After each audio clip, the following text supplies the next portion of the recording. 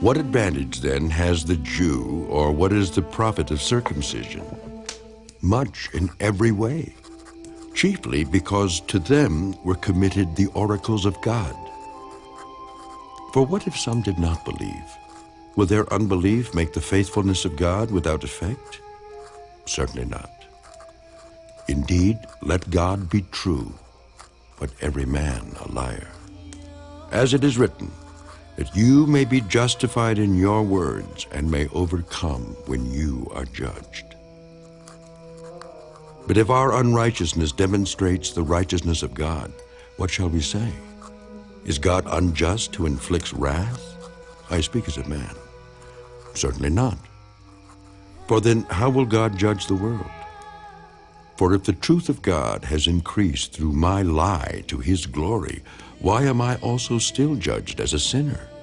And why not say, let us do evil that good may come? As we are slanderously reported, and as some affirm that we say. Their condemnation is just. What then? Are we better than they? Not at all. For we have previously charged both Jews and Greeks that they are all under sin.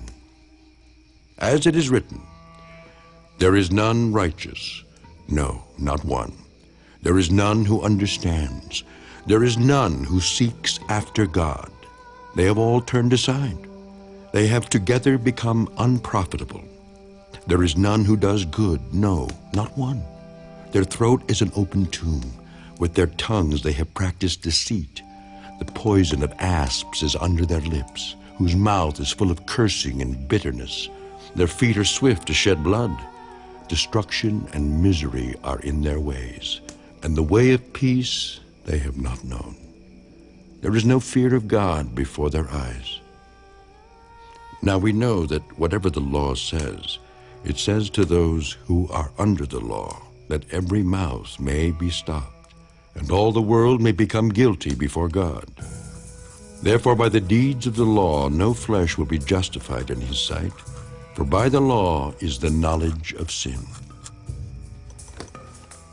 But now the righteousness of God apart from the law is revealed, being witnessed by the law and the prophets, even the righteousness of God, through faith in Jesus Christ, to all and on all who believe.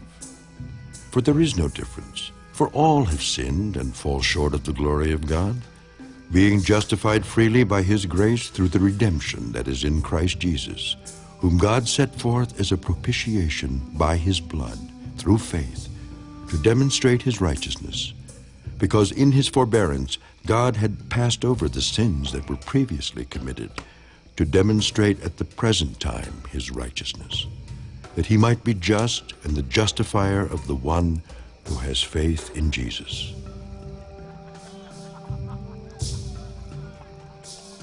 Where is boasting then? It is excluded. By what law? Of works? No, but by the law of faith. Therefore we conclude that a man is justified by faith apart from the deeds of the law. Or is he the God of the Jews only? Is he not also the God of the Gentiles? Yes, of the Gentiles also, since there is one God who will justify the circumcised by faith and the uncircumcised through faith. Do we then make void the law through faith? Certainly not. On the contrary, we establish the law.